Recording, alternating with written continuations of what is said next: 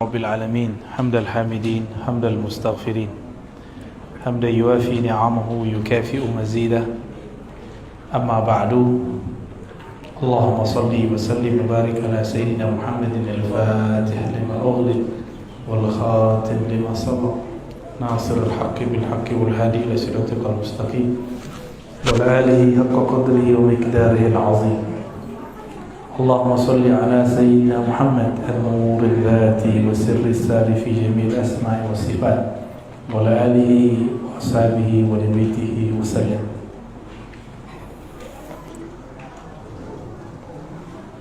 Bapak Ibu jamaah yang dimuliakan Allah, salah satu nikmat pada kita, Allah takdirkan kita duduk di saat orang-orang lagi berjalan di luar. Dalam hadis Imam Bukhari dikatakan, apabila seseorang hamba sholat di masjid, lalu dia tetap fi musalla, dia tetap duduk di tempat dia sholat. Ini kan tempat kita sholat semua. Maka malaikat rahmat mengatakan, Allahumma arham, ya Allah rahmati orang yang duduk ini.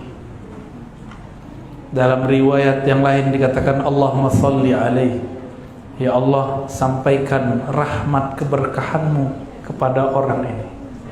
Madama fi musalla, selama dia masih duduk di tempat sholatnya.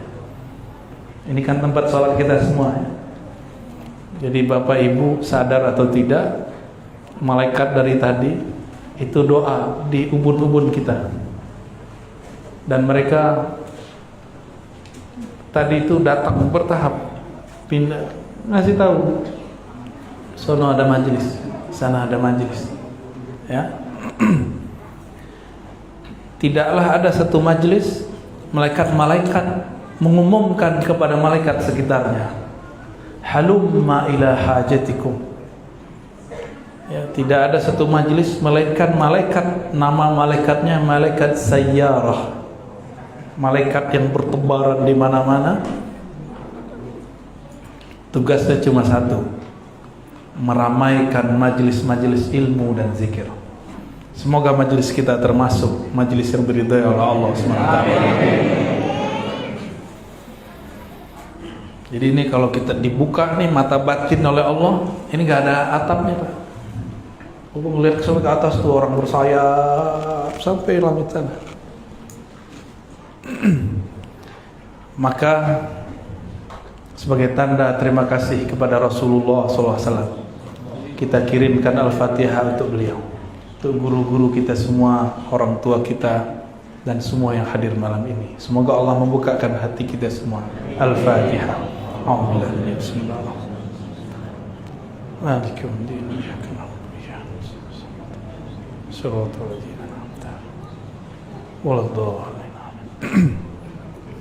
Kembali kepada doa malaikat tadi.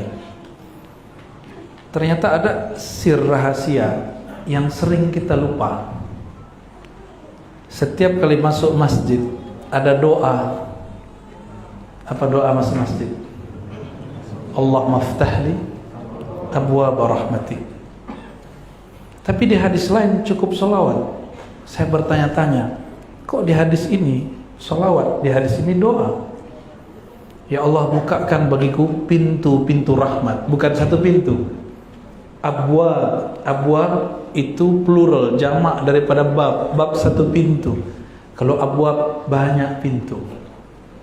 Ya Allah bukakan bagiku pintu-pintu rahmat. Pintu rahmat itu tidak hanya kiri kanan, itu dari atas, macam-macam. Tapi di hadis lain, masuk masjid cukup baca sholawat. Saya lama mentafakuri hadis ini. Ternyata pintu rahmat itu adalah Rasulullah SAW. Ya. Jadi kalau kita sholawat, Allahumma sholli ala Sayyidina Muhammad, rahmatnya turun 10 kali.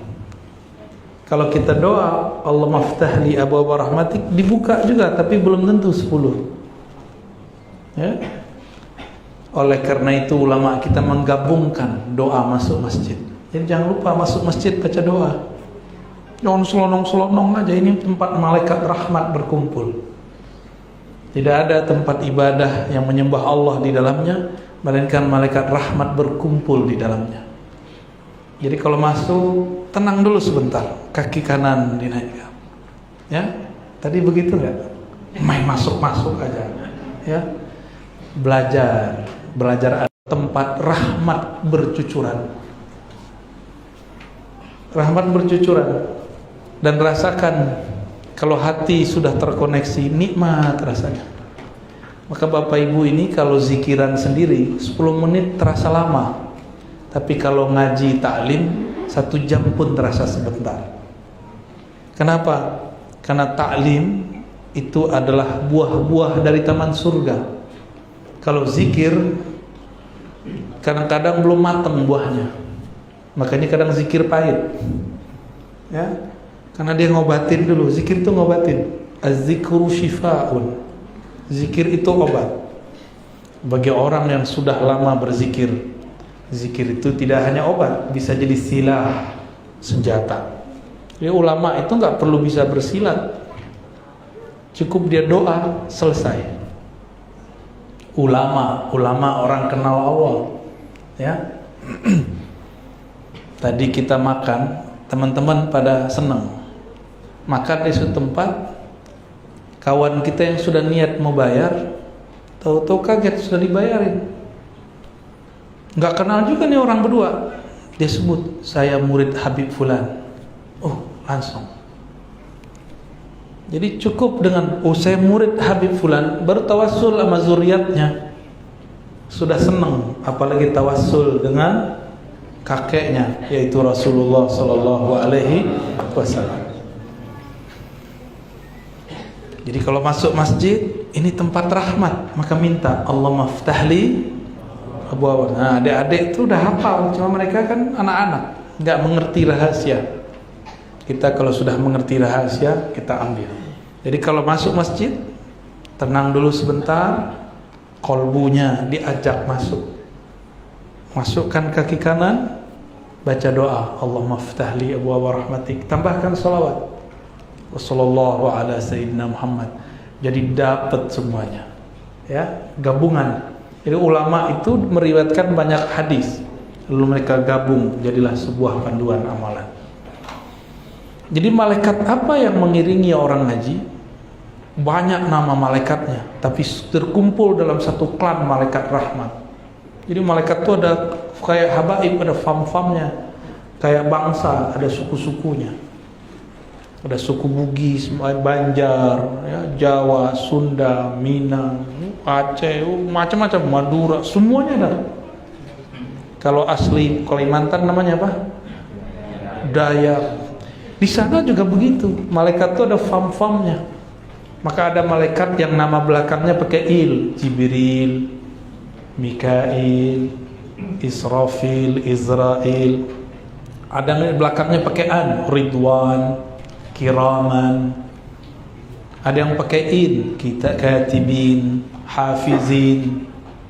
Ada yang pakai ta, sayyarah, hafazah. Itu fam-fam kan mereka. Hamalatul arsh.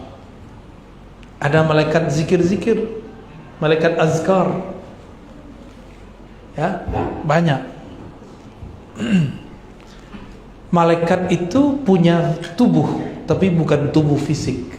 Tubuhnya tubuh nur. Kalau tubuh kita kan tubuh tin. Kita kan tercipta dari tanah, maka tubuh ini tanah. Tini, maka disebut tubuh fisik tanah.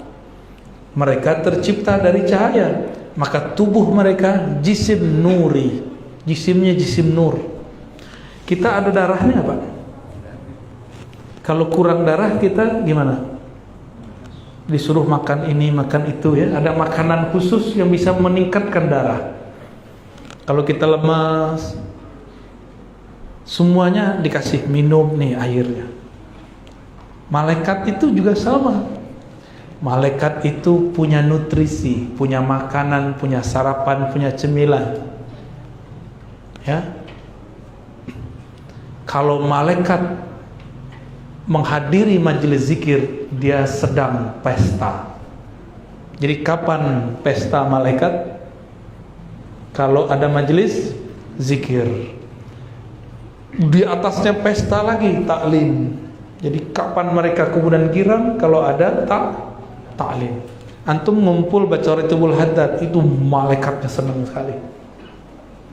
Maka orang-orang tertentu yang rohaninya lembut, rohaninya bening, itu bisa merasakan kehadirannya, penciriannya bulu roma berdiri pas zikir, ya qawi ya matin, gitu ya. Ada kan zikirnya, macam-macam zikirnya tuh.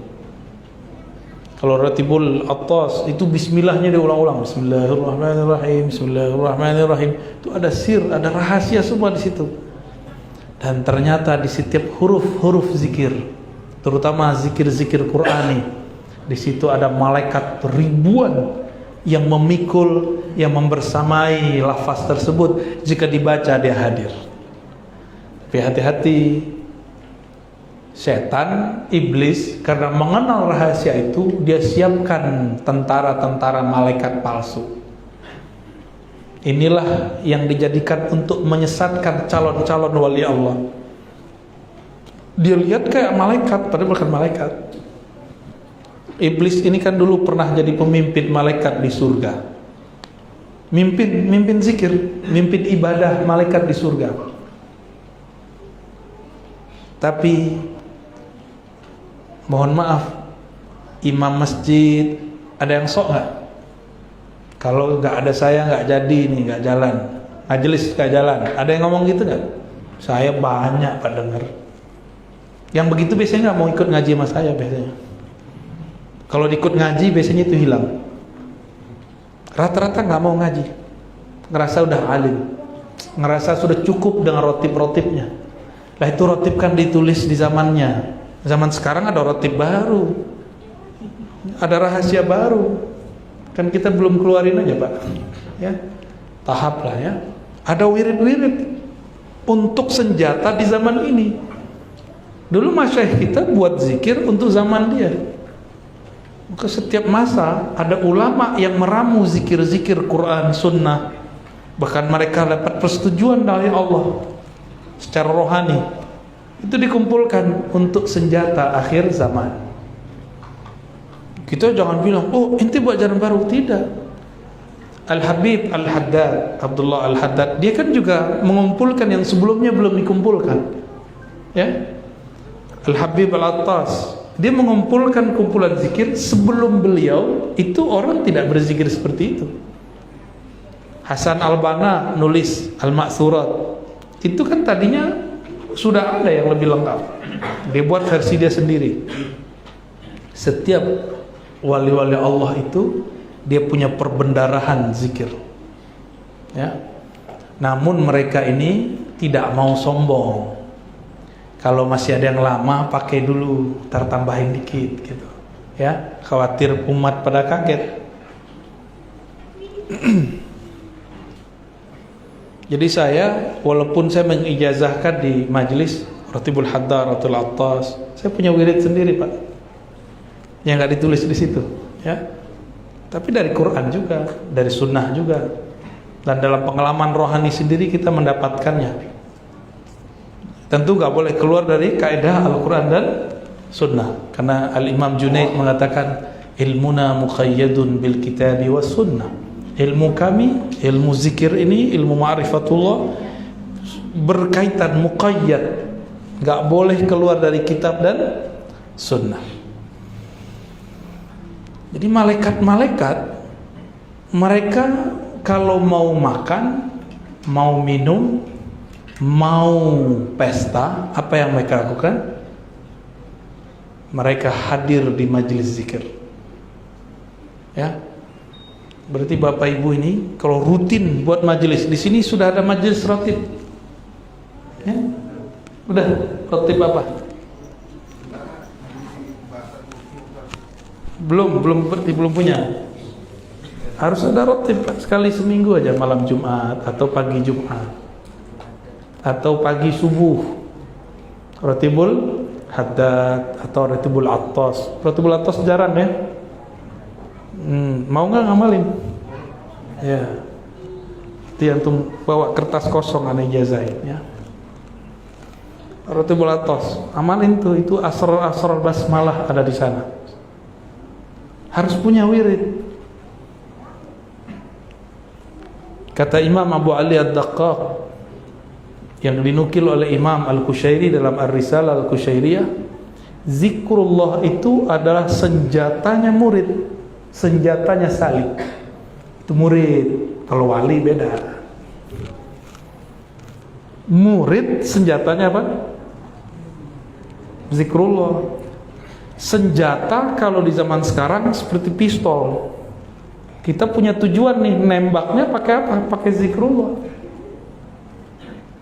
Punya musuh, numbanginnya pakai apa? Pakai zikrullah. Itu kalau murid. Kalau wali beda, Pak.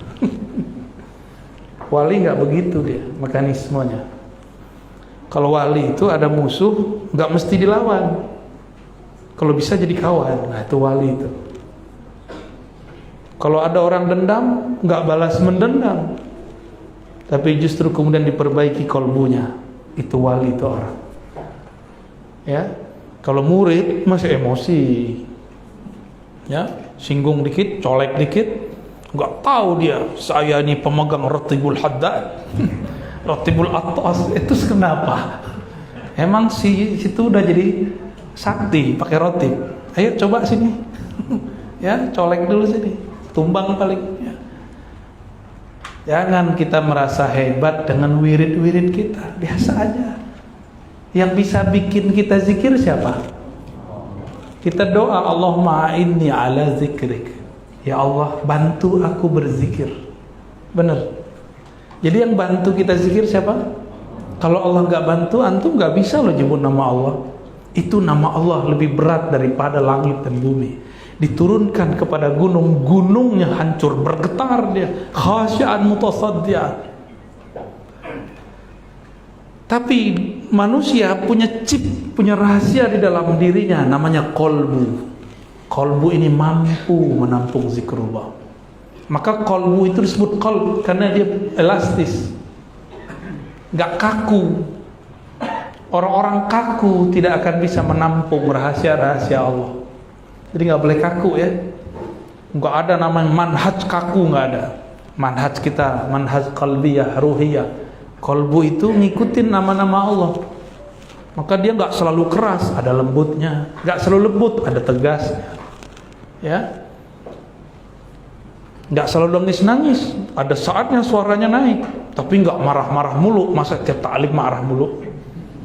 Capek juga kita ya. Kita kan bukan makhluk binatang buas, kerjanya marah mulu tiap hari. Kita ini juga ada sisi lain. Ya.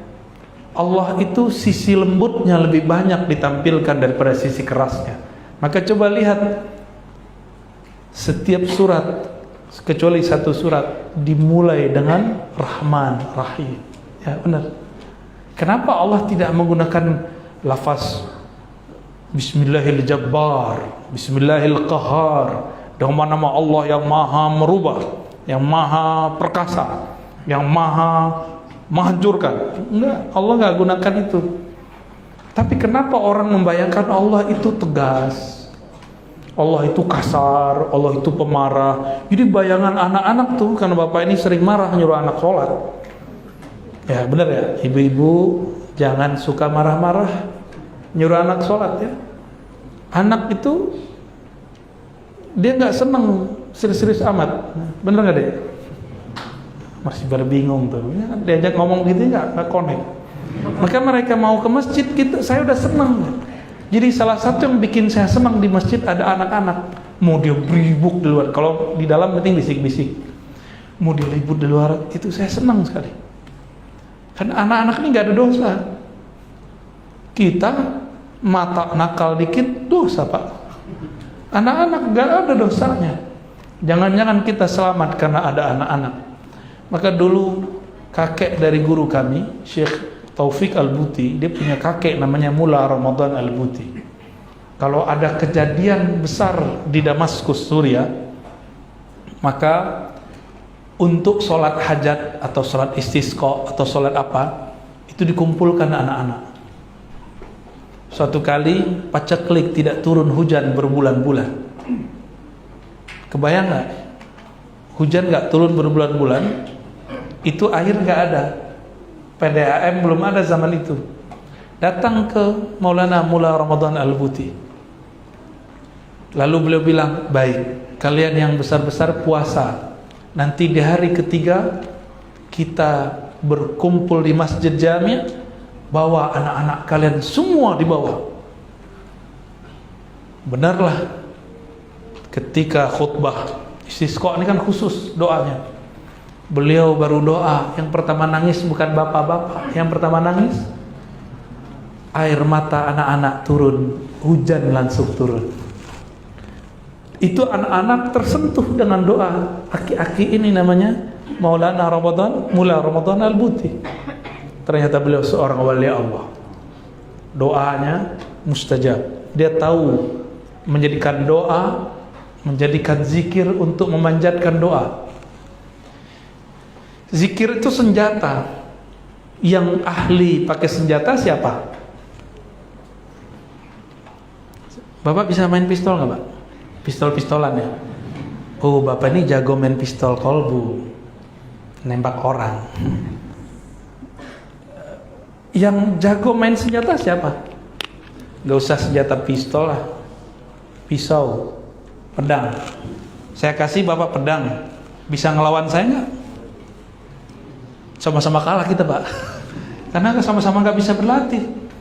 Kita mau mukul kemana, perginya kemana, ya gak? Cara megangnya nggak bener, pakai pedang begini, nggak nyambung, nggak kena, nggak kuat, colek dikit jatuh. Tapi ama ahlinya, nah, orang yang ahli ini sudah pernah berlatih. Dia berlatih, baru dia jadi ahli, baru zikirnya dapat menjadi senjata. Jadi kenapa zikir kita nggak jadi senjata? Karena kita nggak terlatih. Itu sebabnya saya menyarankan di sini ada majelis zikir rutin terus. Nanti Bapak coba lihat, mungkin awal-awal masih sepi, tapi kalau sudah rutin, ini ustadznya kan nggak sabar.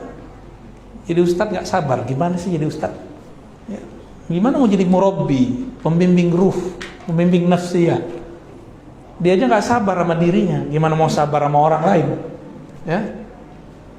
Jadi mulai, orang mau 7 orang, mau 5 orang, mulai.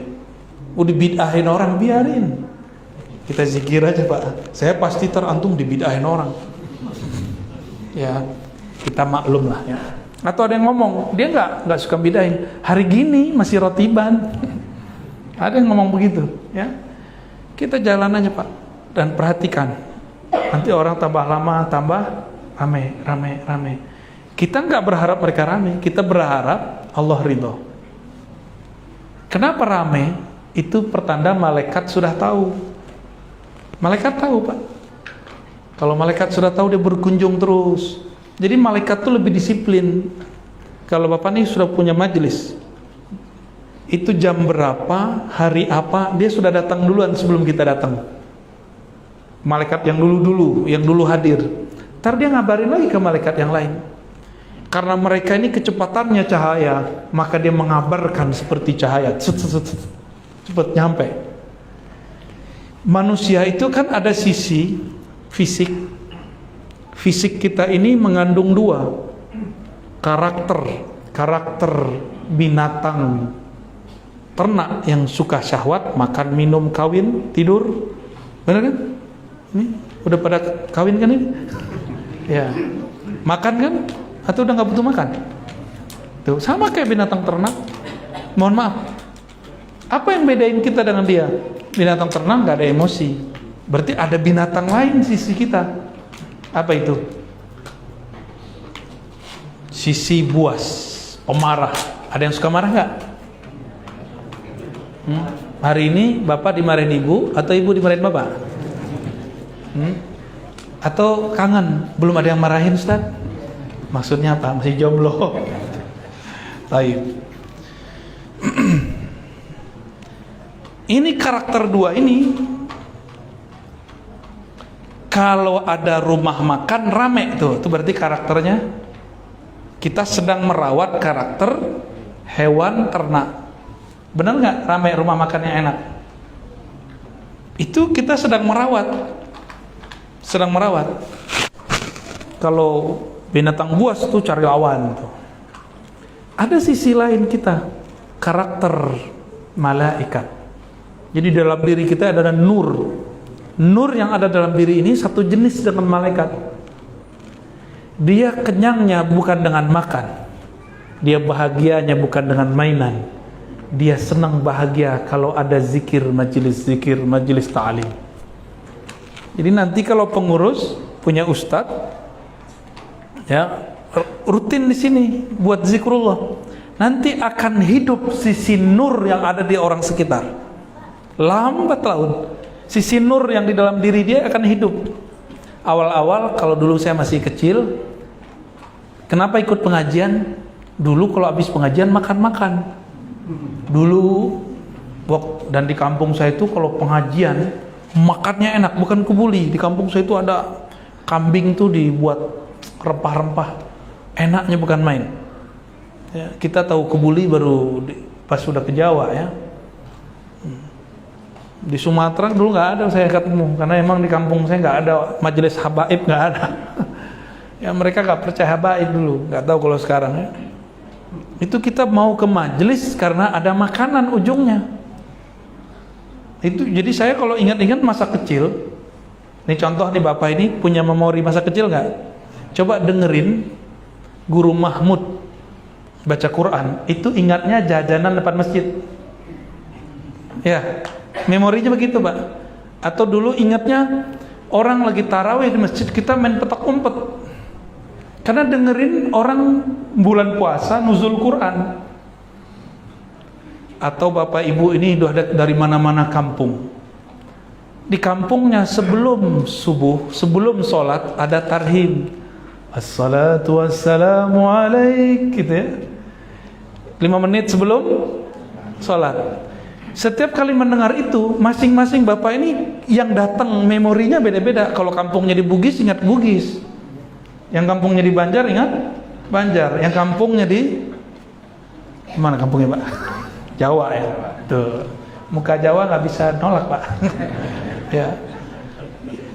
Orang Sumatera, orang Sunda, itu dia ingetnya ke sana. Kalau dulu di masa kecilnya dia mendengarkan itu sebelum sholat, itu menjadi memori. Itu menjadi apa? Memori. Nah, Bapak Ibu yang bukan Allah, itu memori ini,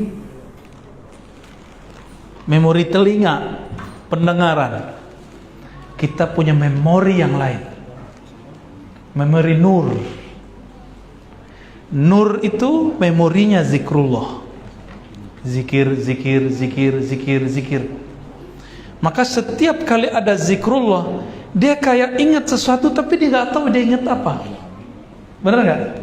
Orang kalau zikir yang enak, dia akan connect kepada sesuatu tapi dia bingung dia sebenarnya ingat siapa. Ada yang ingat wajah Allah nggak? Nggak ada kan? Nah, karena kata wajah di situ bukanlah wajah. Wajhun laka wajhin, itu wajah tapi bukan muka seperti ini. Wajah itu kan sesuatu yang menghadap. Disebut wajhullah, itu adalah cara Allah menghadap kepada hambanya. Ya, di saat Bapak Ibu itu zikir, sebenarnya Allah lagi memandang. Senang nggak dipandang sama orang cantik, orang gagah? Ibu-ibu diperhatiin cowok keren, mau nggak? Salah tingkah ya. Nah makanya orang kalau zikir, bulu romanya merinding. Itu dia lagi dipandang Allah. Merinding itu. Dia bingung, kenapa saya merinding? Allah sedang memandangnya. Nah, Allah itu, ini kajian tauhid, tapi tauhid versi ahli hakikat, bukan versi kelompok sebelah kiri dan kanan. Ya, istilahnya sama, maknanya berbeda. Ini namanya tauhid ma'rifat uluhiyah. Kita tambahin istilah ma'rifat depannya. tauhid ma'rifat uluhiyah, ada tauhid ma'rifat rububiyah. Ketika hamba berzikir, Allah sedang memberikan ma'rifat rububiyah kepada kita. Apa maksudnya? Rububiyah itu adalah, nih tolong diingat-ingat Pak ya, rububiyah itu keesaan Allah yang Allah pancarkan melalui makhluknya. Ini kalau di kelompok sebelah saya nggak ada urusannya, kita lagi nggak bahas kelompok sebelah kiri dan kanan ya. Ini kita lagi bahas kita dan Allah, kita dan Allah. Jadi Allah kalau menyebutkan wajah itu maksudnya apa? Ya, wajhur rububiyah. Ya, wajah rububiyahnya. Wajah itu menghadap. Bapak kalau menghadap pakai punggung pakai ini, maka ini yang disebut wajah. Benar. Kan Allah bukan makhluk. Ya, Allah bukan makhluk. Karena Allah bukan makhluk, maka menghadapnya bukan dengan wajah fisik, bukan juga dengan wajah batin, tapi dengan ketauhidannya. Saat si hamba menyebut nama Allah, berarti Allah sedang ingin mengangkat dan memuliakan si hamba menjadi pantulan wajah rububiyahnya. Rububiyah artinya penciptaan, pengaturan alam semesta. Jadi kalau Bapak dizikir, itu rububiyah nur. Nur yang muncul namanya nur Rabb, rububiyah. Ada apa?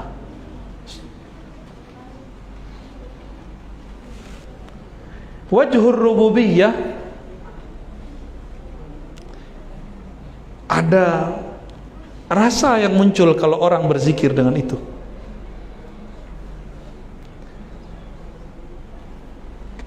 Di sini ada dua cabangnya.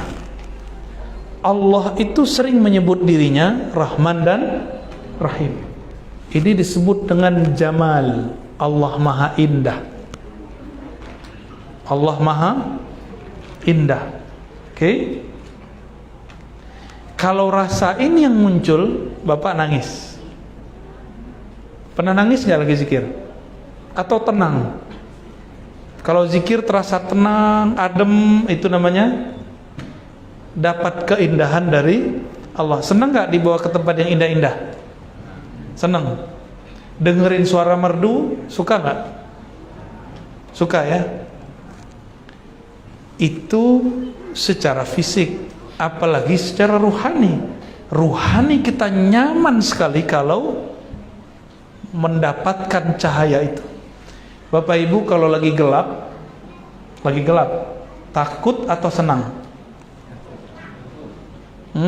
Ibu-ibu senang gelap apa senang terang? Terserah bapak-bapak katanya. Baik. Ini saya nggak ngomong yang bab itu Pak, jangan jorok ini, yang vulgar ini. Karena kita punya sisi lain ya. Azan ya? Beda. Kalau kita gelap, kita takut. Sama orang yang tidak ada nama Allah di dalam dirinya, maka kolbunya gelap, pikirannya gelap. Kalau pikiran sudah gelap, itu namanya stres.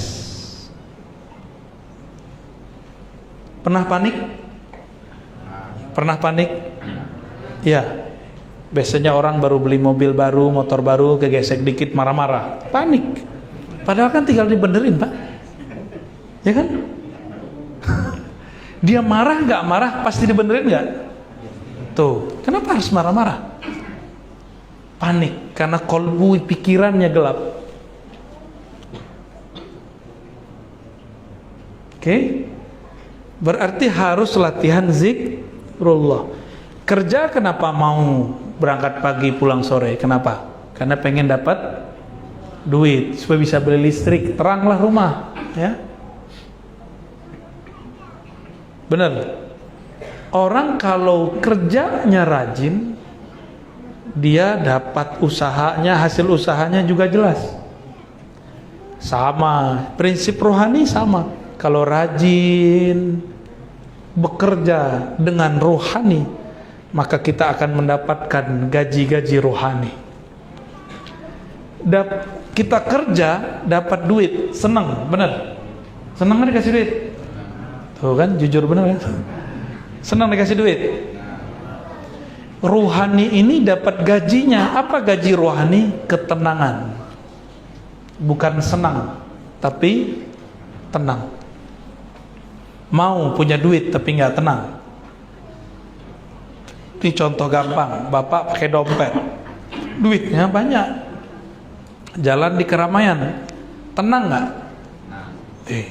Beneran? Ntar ada pencopet. Nah, diumpetin nggak? Nah, ini rahasia Pak.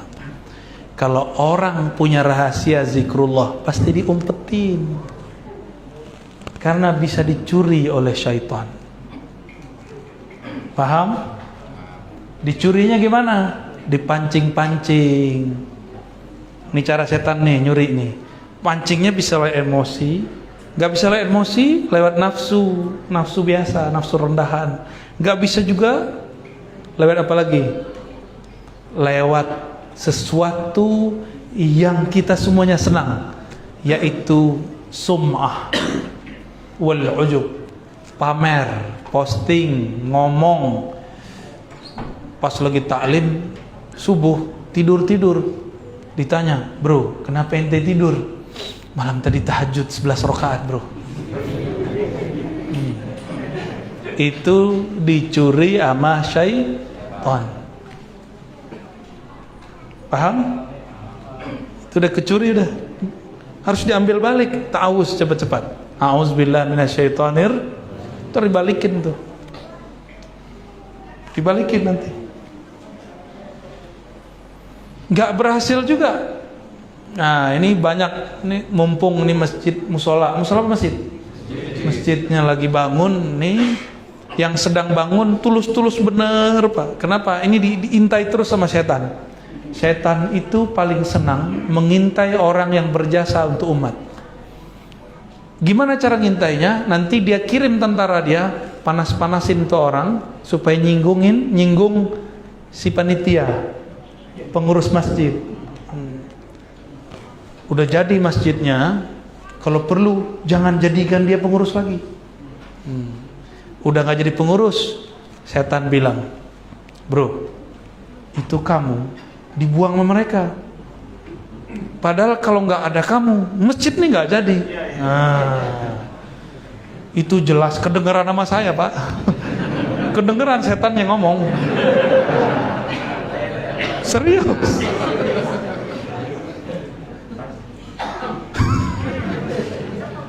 Datanglah, itu banyak ada di beberapa masjid. Setiap sampai di masjid itu datang tiba-tiba orang-orang lama yang sudah terbuang. Padahal orang nggak buang, orang justru pengen dia nggak usah mikirin lagi, istirahatlah, fokuslah ibadah. Tapi setan bilang kau dibuang. Padahal aktivitasnya sama. Maksudnya kamu sudah capek-capek bangun masjid, udah sekarang kamu istirahat, nikmati, jangan ngurus lagi. Tapi setan ngomong, tuh ada anak muda sekarang kurang ajar. Bener. Kalau bukan karena kamu, dia nggak bisa sholat di situ. No, kata-katain sekalian. Benar. Maka setan memanfaatkan emosi kita, lalu kita ngomong, itu masjid. Kalau bukan karena saya, ngomongnya ke saya Pak. Dia nggak tahu saya, dengerin dia. Kita intelnya dia kan, ngintelin setan kita. Kalau bukan karena saya nih Ustadz, ini masjid tak jadi. Kena si Bapak. Langsung kita peluk-peluk Pak, udah tua. Ini kan kalau perempuan namanya Pak baper ya. Nangis-nangis lagi, ini setan penter. Kalau bukan karena saya ini mesti gak jadi Ustaz. Akhirnya saya bilang, Pak, mau amalan bangun masjidnya Allah kekalkan? Oh mau dong. Cukup, nah, saya agak kenceng ngomong. Kita tepuk ininya. Cukup ngomong begitu ke saya, tidak usah omong ke orang lain. Karena barusan amal bapak dicuri sama Syaitoni. Ya, teman dia Tony. Tidak ada syainya. Kalau syainya syai Yaman kan boleh. Syailillah, syailillah. Bapak Ibu yang melakukan Allah, inilah yang harus kita jaga. Jangan cuma rajin menabung zikrullah, tapi juga harus menjaganya. Ya, kajian ini sebenarnya judulnya Tazkiyatul Qulub, pembersihan kolbu. Ya, judulnya dikasih di belakang. Kolbu itu dibersihkan dengan istighfar dan tobat, lalu dinutrisikan dengan zikrullah. Lebih dulu mana? Pasti ada yang bertanya, lebih afdal zikir atau istighfar? Bersihkan dulu kolbunya, baru isi. Seperti saya bersih, lihat nih bersih apa enggak? Kalau bersih baru saya isi. Bapak Ibu maukah minum? Sukanya jus apa Pak? Jus tua. Namanya doang. Kan ada namanya ketoprak setan. Yang makan siapa tuh? Mbahnya setan. Senangnya jus apa Mas? Kan orang Jawa pakai Mas. Air putih ya Pak? Loh, ada jus air putih? Oke, ini air putih ya. Kalau di dalamnya ada semut gimana? Mau minum nggak? Mau Pak. Mau. Serius? Waduh, gawat. Ya udah, di dalamnya ada Mau? Yang penting bekas saya ya. Ini Pak.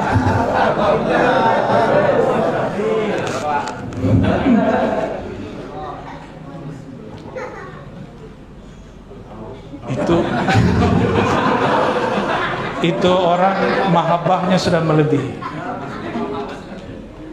Ya udah pegang sini. Saya sudah kenyang Pak. Habis ditraktir orang sampai bingung mau makan apa. Kalau Bapak lain cerita, mau nggak di gelas ada lalat terus diminum? Airnya bersih, lalatnya menjijikkan. Pernah saya makan gulai namanya kepala kakap. Udah seneng nih, tahu-tahu ada rambut. Jadi nggak nafsu makan Pak. Ya, saya lagi kenyang, pura-pura kenyang, padahal nahan hati. Ya. Ada perasaan nggak nyaman. Kalau di kolbu masih ada sesuatu kotoran, itulah yang membuat kolbu tidak dapat menikmati zikir apapun. Oleh karena itu harus belajar cara membersihkan kolbu. Caranya istighfar kolbiyah.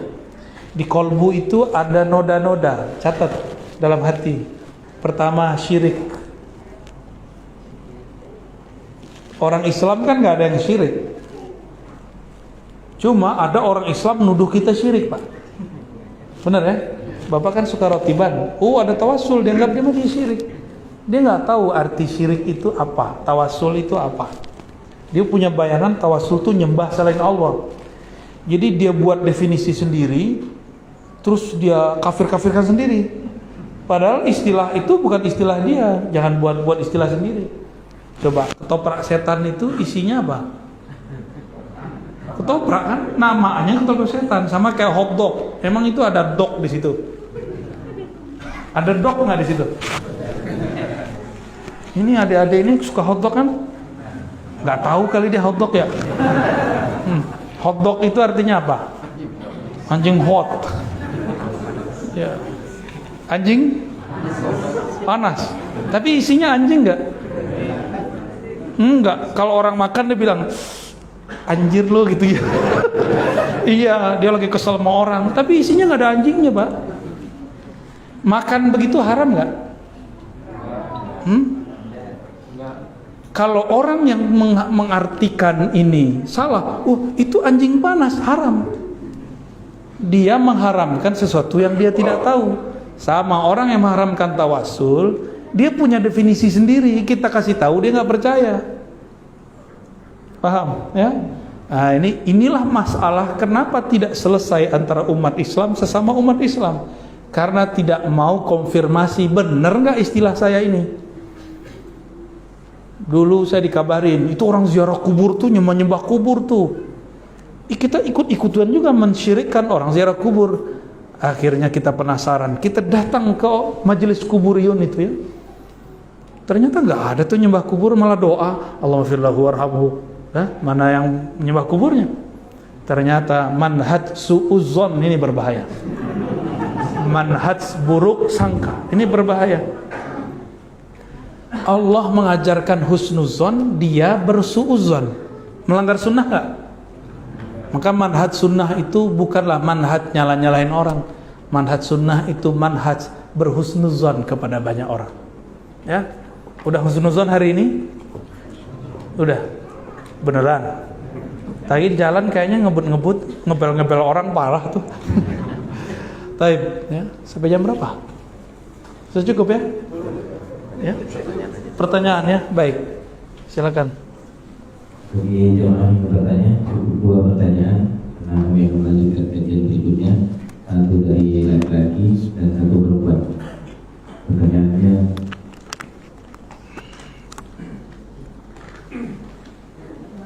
langsung saja Pak, ada pertanyaan.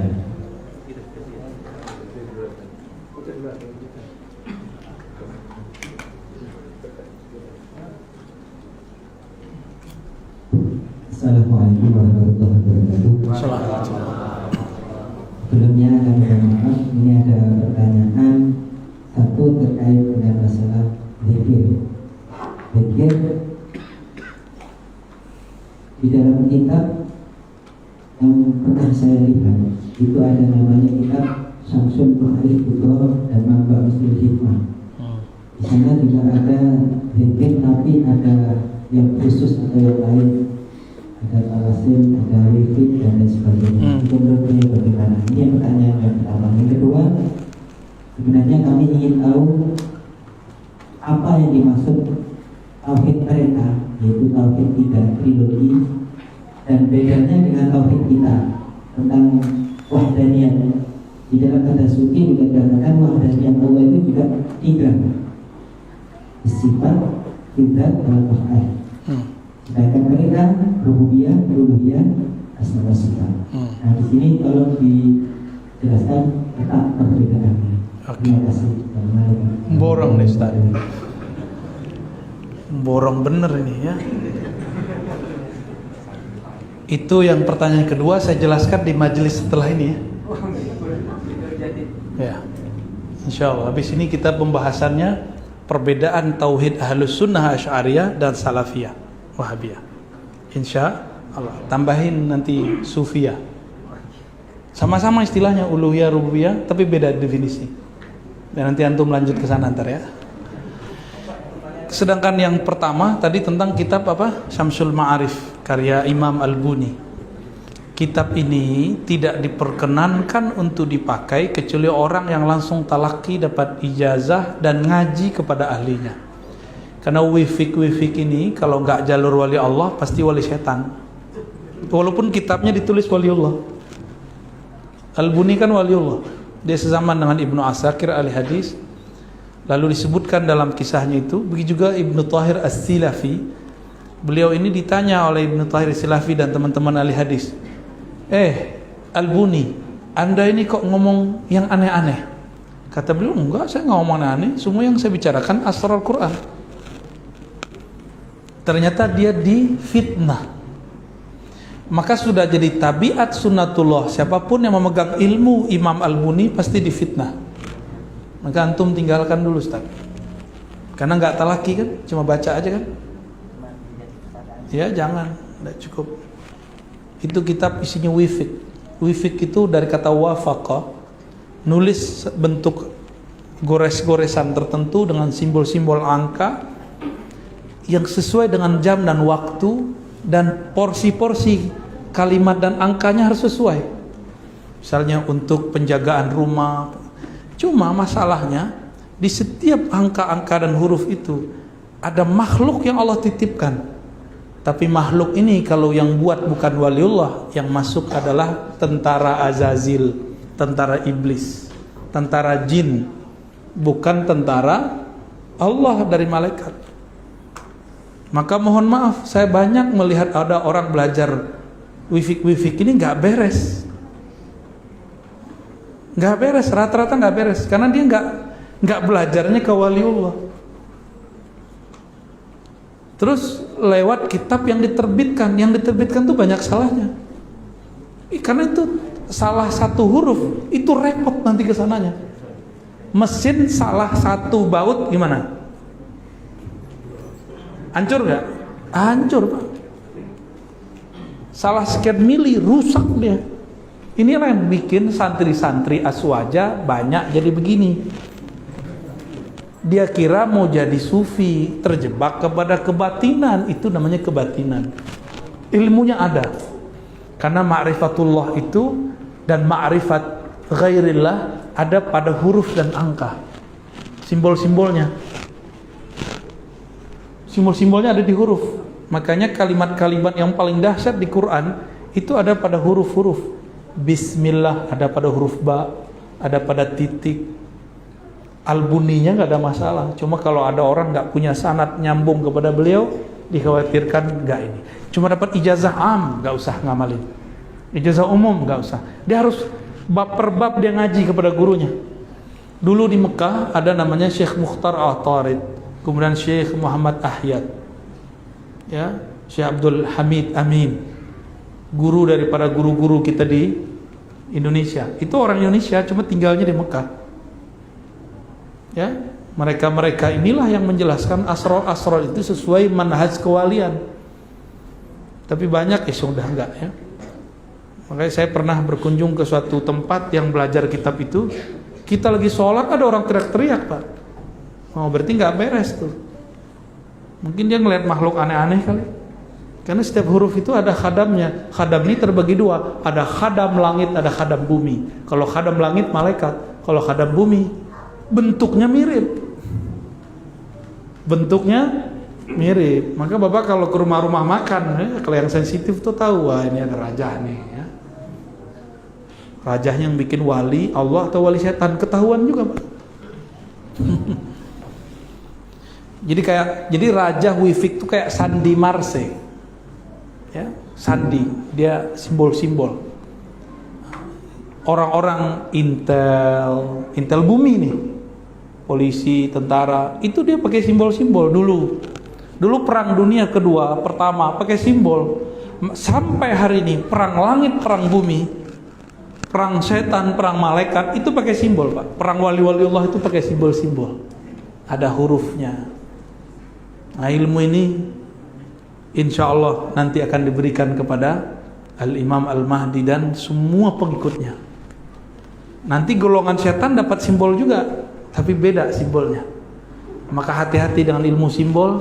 Siapa tahu itu simbol-simbol syaitan. Dengan nggak mungkin ilmu kewalian diobral di YouTube. Nggak mungkin mana ada diobral di YouTube.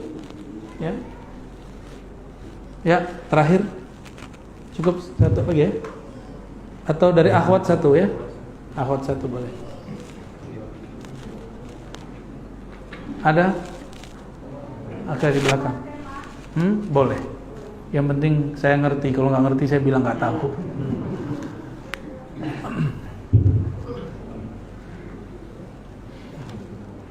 Assalamualaikum warahmatullahi wabarakatuh. Assalamualaikum.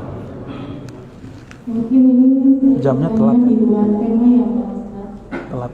Ini saya bertanya meyakinkan hati saya karena lama sudah dilema di hati saya. Saya bercerita sedikit. Di sebuah taklim ada yang mengatakan ada perbedaan doa arwah antara suku. Saya garis bawahi. Katanya ada suku Jawa dan suku Banda. Apakah ini memang betul? Saya bertanya kepada Pak Ustaz. Baik. Perbedaan doa arwah. Doa arwah itu bulan Sya'ban ya? Ya, sama. Maksud saya sama nggak? Kita samain dulu nih. Kan kalau bulan Sya'ban ada namanya ruahan, ada doa arwah. Oh, doa para arwah yang sudah wafat. Yang mana Bu? Yang sudah wafat. Yang sudah wafat. Oh, Orang kalau sudah wafat nggak ada lagi suku Banjar, nggak ada lagi suku Bugis, nggak ada lagi suku Jawa. Kalau orang sudah wafat nih, sukunya mukmin, kafir, waliullah, wali setan. Ada satu lagi, munafik. 5. Kita suku yang mana? Jadi nggak berlaku. Suku-suku yang sekarang itu kan nggak murni juga. Emang Bapak yakin Bapak ini orang Banjar, orang Bugis, orang Jawa? Siapa tahu keturunan Cheng Ho nggak? Kan wajahnya mirip-mirip kayak ini petarung-petarung Cina. Sedikit. Kayak Bapak ini kayaknya ada Indianya kan? Ini ada Cinanya. Ini campur. Udah mix sudah. Banjar, Bugis, Minang, Jawa, Sunda, Batak, Aceh, apa lagi? Madura, Dayak, apa aja, Arab, tidak Arab, Arab maklum. Semua itu cuma suku badan, bukan suku rohani. Ya, Allah itu bisa semua bahasa nggak? Kalau di sini bahasa kita beda-beda, tapi di sana bahasanya sama, nggak perlu kursus. Jadi Bapak Ibu untuk bisa jawab pertanyaan malaikat nggak perlu kursus bahasa Arab. Harus belajar mengenal Allah, Tuhan Arab dan Tuhan yang bukan Arab. Kan lagi rame. Ya, jadi jangan salah fokus. Kalau ada ustazah ngomong begitu, kita pertanyakan dulu dia siapa yang ngeluarin ustazahnya dia ya? Stempel ustadznya dari mana tuh?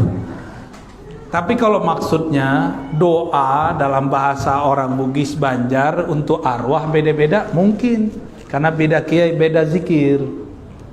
Ya, saya aja kalau ziarah bentar doang Pak. Ini kaget-kaget. Dulu kalau mereka ziarah kan 1 jam. Ini sama gurunya. Berdiri lagi kan pegel. Sama kita 15 menit paling lama. 10 menit udah lama banget. 5 menit biasanya saya udah selesai.